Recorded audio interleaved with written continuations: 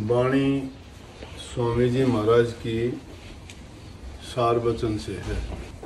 यूँ तो अपने जीवन में हम पाते हैं कि गुरु का जो महत्व है ऐसा दूसरी किसी चीज़ का नहीं। गुरु का नाम आते ही भक्ति की ओर ध्यान जाता है, लेकिन गुरु का मतलब सिर्फ भक्ति से नहीं है। इस संसार में जितने भी काम हैं गुरु नाम तरीके का है, गुरु नाम ज्ञान और समझ देने वाले का है, गुरु नाम रास्ता बताने वाले का है। शास्त्रों में इसका अर्थ भी है गुरु हरत करत प्रकाश, यही गुरु का अर्थ है धर्म ग्रंथ इतिहास। इसका मतलब है अंधकार से जो प्रकाश मिला दे वो गुरु है, अज्ञान मिटा के ज्ञान दे दे वो गुरु है। जिंदगी में किसी भी क्षेत्र में जाओ, चाहे आप घर के छोटे से छोटा काम है या बाहर का काम है या कृषि करते हो, कोई व्यवसाय करते हो या कोई आप नौकरी करते हो, कोई भी बात सीखते हो, चाहे वो कोई भी है, कपड़ा सीना है, खाना बनाना है, सोना उठना बैठना है, कैसे व्यवहार करना है, ये सारी की सारी बातें हम किसी न किसी से सीखते हैं। और जो हमें ये बात बताता है, सिखा देता है, वो गुरु है। गुरु, इसलिए गुरु का महत्व बहुत गाया गया है। अब छोटे मायने में लोग समझ लेते हैं गुरु का मतलब तो ये हो गया कि जो तुम्हें धर्म का प्रचार करे, परमात्मा का नाम लेके उनका गुणगान करे, कोई कथा वार्ता सुनाए, वो गुरु है। लेकिन ये गुरु नहीं। गुरु तो कोई भी हमें जो काम सिखाता है, कोई भी किसी चीज़ के बारे में भेद खोल के बताता है, गुरु है। परंतु जिसके बारे में गुरु का ध्यान जाता है, हम हर एक का, कोई भी व्यक्ति हो, उनका ध्यान जाता है कि धर्म गुरु की हो, इसलिए उनको धर्म गुरु के नाम से पुकारते हैं। लेकिन आम बोलचाल की भाषा में गुरु ही कह देते हैं। लेकिन जो भक्ति का रास्ता, जो आध्यात्मिक हमारा सफ़र है, परमात्मा से मिलने का जो तरीका है, उसको बताने वाले को गुरु सद्गुरु कहते हैं। सतगुरु कहते हैं, मतलब सत्य का जो ज्ञान दे। सत्य है क्या संसार में? ये संसार के जितने कारोबार गिनाए ना, जो हमारे काम रोजाना के जीवन में देखते हैं, ये सत्य नहीं है। ये तो इस दुनियादारी के काम हैं, यहीं ख़त्म हो जाने हैं और यहाँ तक सीमित हैं। वो हमारे शरीर के लिए, हमारे सुख के लिए या अपने काम को किस तरह से अपने जीवन को चलाने की बातें हैं। लेकिन जो सत्य की, जिसको हम सतगुरु कहते हैं, सत्य का भेद देते हैं, सत्य सिर्फ परमात्मा है, वो एक है। पूरे के पूरे सृष्टि का एक ही रचयिता है वो। जिनको हम दूसरे रूपों में मान लेते हैं, देवताओं को मान लेते हैं, उनको भी भगवान का नाम देते हैं, लेकिन वो भगवान नहीं। भगवान के बारे में कबीर साहब ने तो कही है कि एक राम घट घट में बोले, एक राम दशरथ घर डोले, एक राम का सकल पसारा, एक नाम त्रिगुण से न्यारा। अब जिसको ये देवी देवता, जिनको हम ब्रह्मा विष्णु महेश कहते हैं, जिनको राम कृष्ण अवतारी पुरुष जितने भी हुए, उन्होंने भी जिस राम को याद किया, जिसकी भक्ति की, वो कौन सा राम है? वो सत्य है, उसका भेद देने वाला सतगुरु है। इसीलिए इस वाणी में स्वामी जी महाराज ने कितनी खोल के बात की। इस बात के बारे में एक बात और भी मैं आज खोल के बताऊंगा। कई बार ये मुगालता होता है लोगों को कि आखिरी वचन जो स्वामी जी महाराज ने फरमाए थे, राधा स्वामी मत के चलाने वाले स्वामी जी महाराज थे, उन्होंने प्रकट किया आगरा में। नाम था उनका शिवदयाल सिंह जी महाराज। और उनके बारे में जो भ्रम थे वो ये थे कि नंबर एक, उनका गुरु नहीं था। उनका गुरु चाहे सीधा नहीं था, तो भी उनके घर में गुरु का आना जाना, गुरु का प्रभाव था। तुलसी साहब हाथरस वालों का, उनकी माता जी उनसे दीक्षित थी और उनसे नाम ले रखा था, और स्वामी जी महाराज भी उनसे प्रभावित थे, और उन्हीं की बातें, उन्हीं का ज्ञान सुन के उन्होंने राधा स्वामी मत को प्रकट किया। दूसरी बात कि ये आया कि आखिरी वचन में उन्होंने कहा कि भाई राधा स्वामी मत तो मेरा चलाया हुआ नहीं, हजूर महाराज ने चलाया है। हजूर महाराज जी स्वामी जी महाराज के बाद गद्दी पर दूसरे गुरु थे, तो उनके आगे तो गुरुमुख शिष्य वही थे, और गुरु और गुरुमुख एक ही होते हैं, कोई अंतर नहीं होता। जैसे पलटू साहब कहते हैं ना कि राम में और संत में अंतर नहीं होता, उसी प्रकार से गुरु और शिष्य में इतना गाढ़ा रिश्ता होता है कि वो एक ही होते हैं। और हजूर महाराज जी उस टाइम में पोस्ट मास्टर जनरल थे, जो ये अंतरदेशीय लिफाफे पार्सल ये चलाए डाक के, ये उन्हीं ने चलाए थे, उन्होंने शुरू किए थे।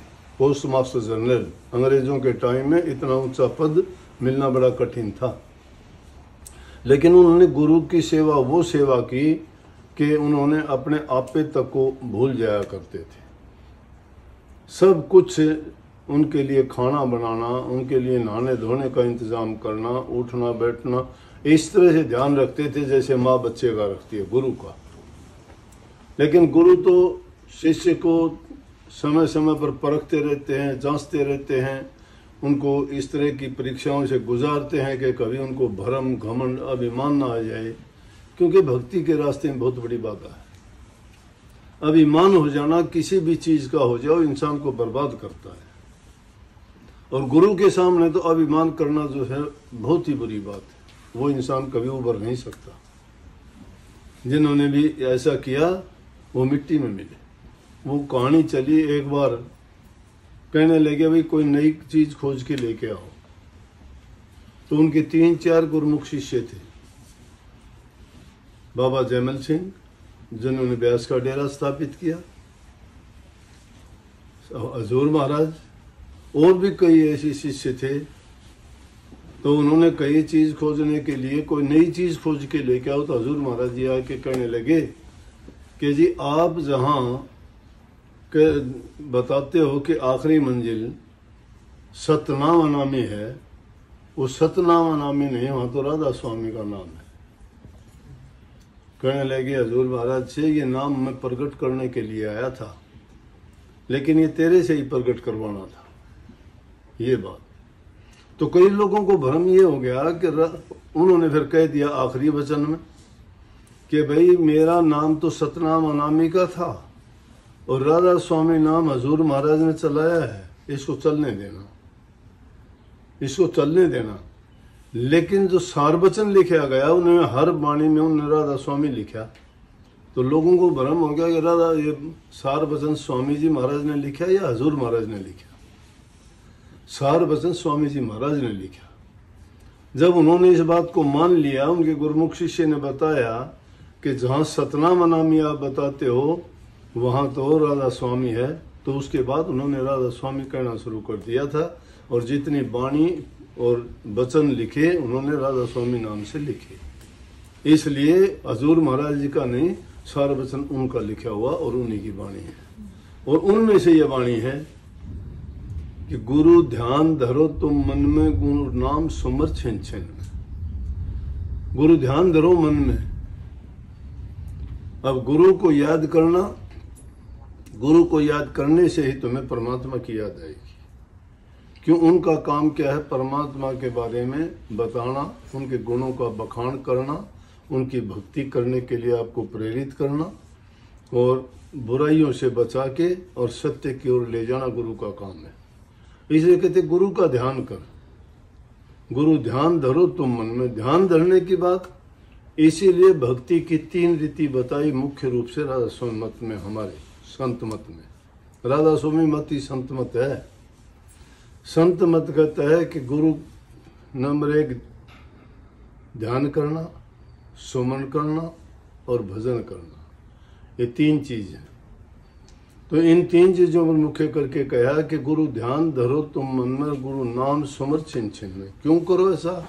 वो बखान आगे कर दिया कि इनके करने से लाभ क्या होगा, कि गुरु का ध्यान धरो मन के अंदर, मतलब मन के अंदर जितनी और वासनाएं छिपी हुई हैं, जितनी और बातें हैं, उनको सबको बाहर निकाल के और गुरु का ध्यान धर लो। गुरु वो पवित्र मूर्त है, वो गुणों का भंडार है, वो एक अमृत का खजाना है जो मुर्दों को जिंदा करता है, पापियों के पाप काटता है और इंसान को सदा के लिए जन्म मरण से मुक्त कर देता है। जिसमें जो गुण होते हैं, जिसको याद करोगे वैसे ही गुणों की आपको याद आएगी, वैसे आपके ख्याल हो जाएंगे, और जैसे ख्याल हो जाएगा इंसान का वैसा ही हाल हो जाएगा। दुखी आदमी को देख के आपका मन दुखी हो जाएगा, दुख तो नहीं है ना वो, लेकिन किसी की पीड़ा याद करोगे आपका भी मन उदास हो जाएगा, किसी की खुशी याद करोगे आपका मन खुश हो जाता है। इसलिए गुरु का जब ध्यान करोगे तो ये सोचने की बात ही नहीं है, तुम्हारा ध्यान सारा का सारा भक्ति की ओर, सच्चाई की ओर, धर्म की ओर, अच्छे कर्मों की ओर जाएगा। इसलिए कहीं गुरु ध्यान धरो तुम मन में, गुरु नाम सुमर छिन छिन में। गुरु का नाम क्या? गुरु का नाम स्वामी जी महाराज नहीं, गुरु का नाम हजूर महाराज जी नहीं, गुरु का नाम संत ताराचंद नहीं, गुरु नाम, जो गुरु ने मंत्र दिया है वो है नाम। और वो नाम नहीं, अनाम है वो। तो ये नाम तो एक तरीका है बताने का, भक्ति करने का। वो नाम अनाम है। नाम अनाम रहत है निधि दूजा तत्व न हुई। वो नाम भी अनाम है, लेकिन उस तक पहुंचने के लिए सीढ़ी है नाम। उस सीढ़ी के बिना नहीं चढ़ सकते, इसलिए बड़ी ऊंची वाणी है ये। इसमें कहा कि गुरु का ध्यान करोगे, गुरु का ध्यान करने से तुम्हारी मन की वृत्तियां एकाग्र हो जाएंगी, आत्मा की शुद्धि उसमें होगी, पाप कर्म तुम्हारे छूट जाएंगे, बुराइयां निकल के बाहर हो जाएंगी। क्यों? कि गुरु ने ही तो सारा काम किया है। अब कोई कह दे कि तुम्हारा पेट कैसे भरा, कहो कि माँ ने रोटी खिलाई। क्या क्या किया माँ ने?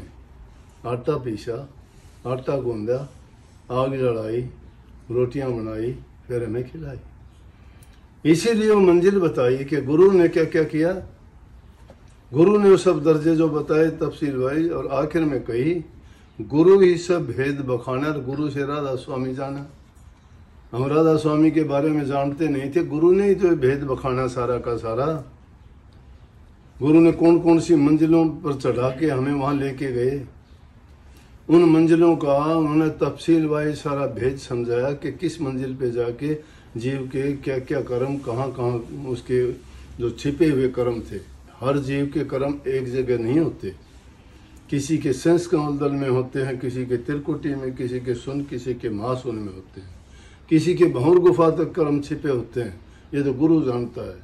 जो जो हम उन मंजिलों को तय करते जाते हैं, हमारे कर्म छूटते और कटते चले जाते हैं। इसीलिए गुरु ने ये सारा भेद बखान के हमें ये बताया कि गुरु से ही राधा स्वामी जाना। अब राधा स्वामी का महत्व क्या है कि राधा स्वामी कोई अलग चीज नहीं है। राधा नाम रूह का है, जीव का है, आत्मा का है, और स्वामी नाम उसके धनी का है। अब ये रूह बिछड़ी हुई है परमात्मा से, और इसको उसके पास वापस मिलाना है। तो वापस मिलाने का तरीका क्या है? जो गुरु ने रास्ता बताया उस रास्ते पे चले। लेकिन उस रास्ते पर चलने के लिए रास्ते में हमें घेरने वाली बहुत सी चीजें हैं।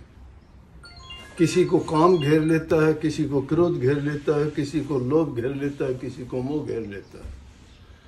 और वो चीजें इंसान के जीवन में अपने आप ही आ जाती हैं, ना चाहते हुए भी आ जाती हैं। कई बार बचने की लाख कोशिश करते हैं, क्योंकि वो रचने वाले ने एक दो चीजों को बहुत पीछे लगा दिया जीव को, एक काल और एक माया। माया इस जीव को भरमा देती है। आंखों से देखोगे वो अमीर है, उसके पास कोठियां, कार, बंगले हैं, वो कितना सुखी है, मेरे पास नहीं।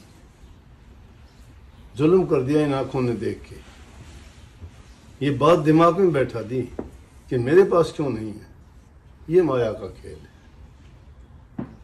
इस माया ने कहीं सुना कोई बात कानों से, किसी की बात कोई लेना नहीं, कोई देना नहीं, कोई फायदा नहीं, हमारा कोई उससे मतलब नहीं। किसी ने बात कही, उस बात को सुन के 1000 जगह फिरते हैं। वो बात सुनी आपने?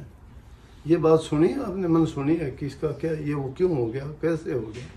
सुनी आपने उसका ये हो गया, क्या मतलब? ये माया है।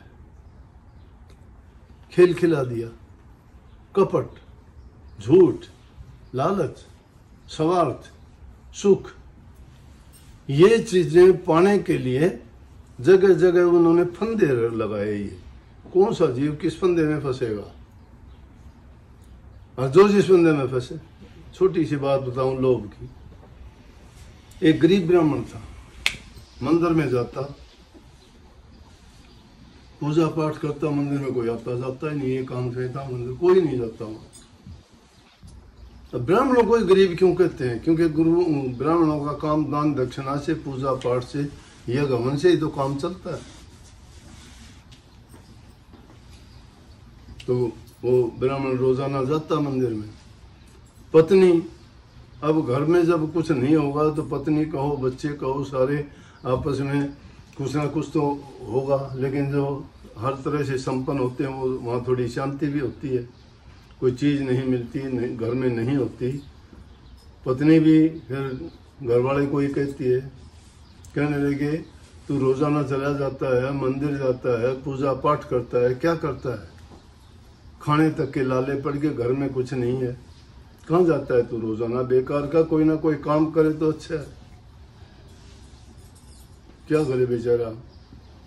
फिर भी जाता रहा कि भाई चलो क्या पता मालिक दया कर दे कभी न कभी कोई।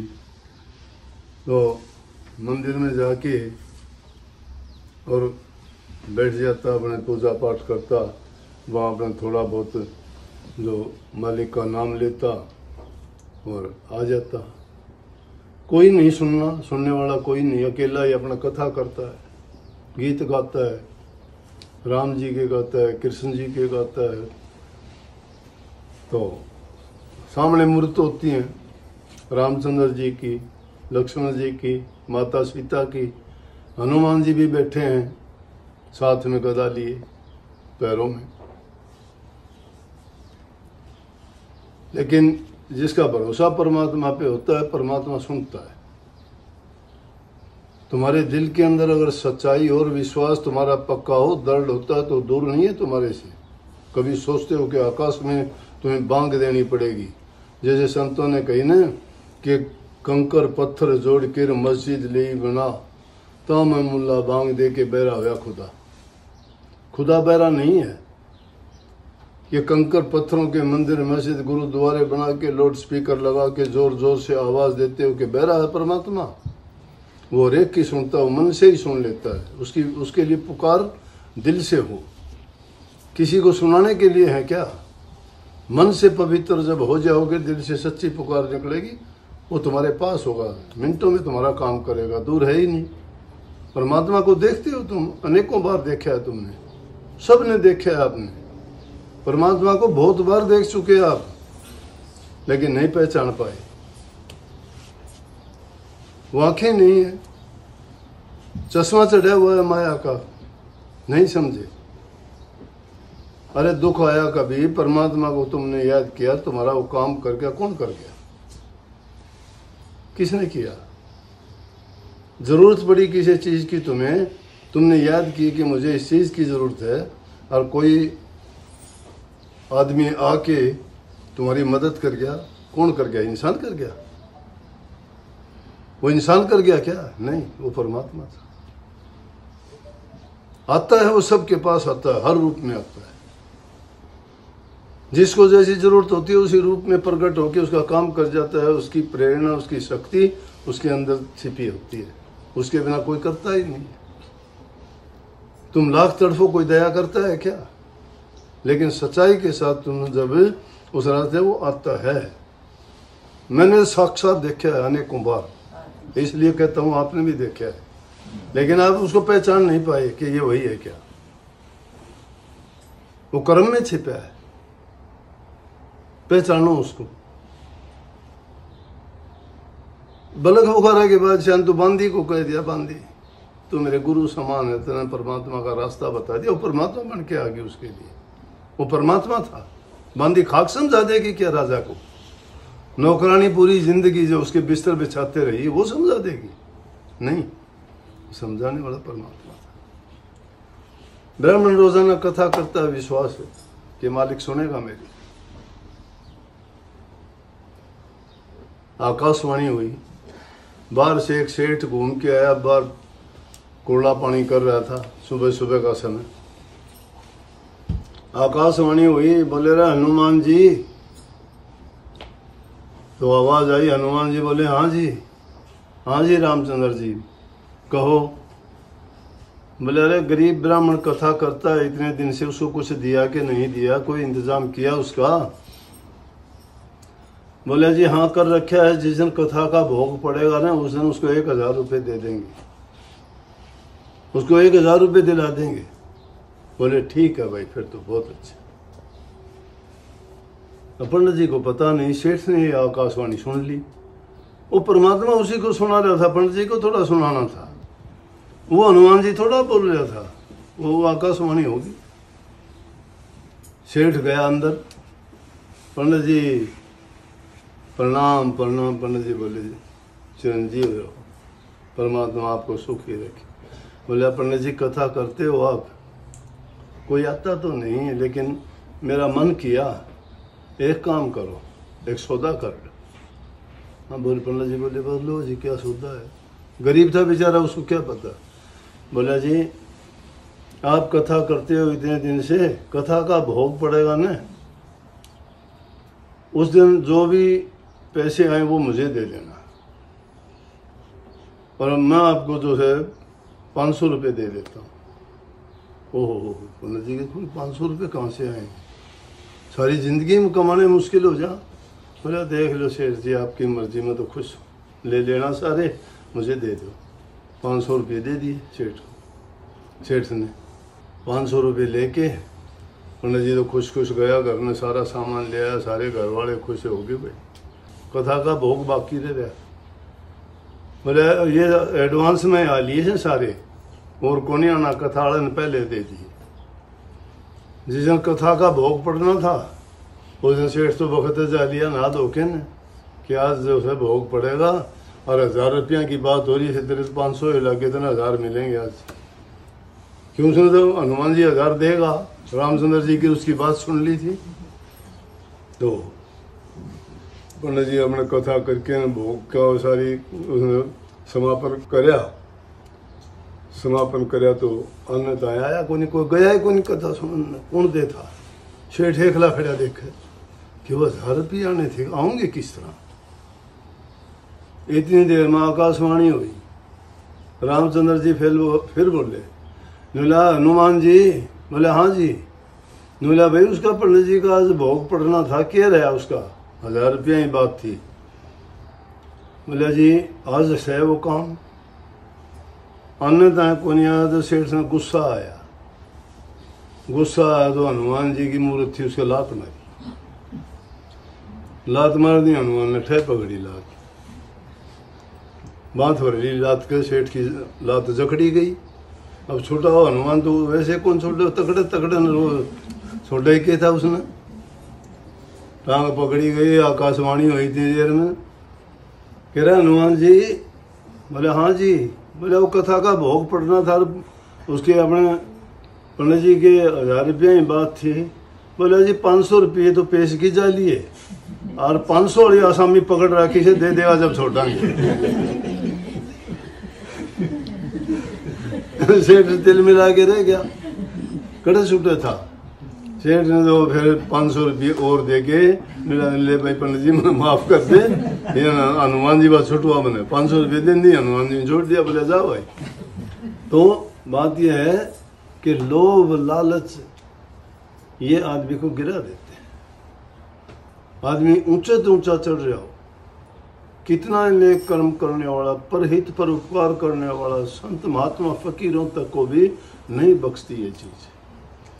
जब ये सामने होती है आंखें नचौंधी आ देगी, दिमाग को भरमा देगी, कुछ का कुछ नजर आने लग जाएगा, इंसान को भूल जाता है कि ना ना करो, बुद्धि भ्रष्ट हो जाती है, यहाँ बैठ जाता है काल आके सिर पर, दूसरी बात नहीं सोचने देता कि बस मैं ही जीऊँ और सारे सब खत्म हो जाए। इसलिए संत मत की शिक्षा ये है कि अपनी कमाई पर विश्वास रखो और मेहनत करके कमा के खाओगे, वो तुम्हें ज़्यादा से ज़्यादा लाभ देगा। अगर इधर उधर की तुम्हें ले भी ली ना, वो बर्बाद ही करेगा, औलाद को बर्बाद कर देगा, रोग बीमारी आ जाएगी, झगड़ा मुकदमा हो जाएगा, या और कोई उल्टा सीधा काम जिससे हो जाएगा, डॉक्टर जैसे ले जाएंगे बीमारी में, पैसे नहीं छोड़ते, वो भी चले जाएंगे और आदमी की बेचैनी यूं की यूं बनी रहेगी और जो खुशी मिली थी वो दुख में बदल जाएगी।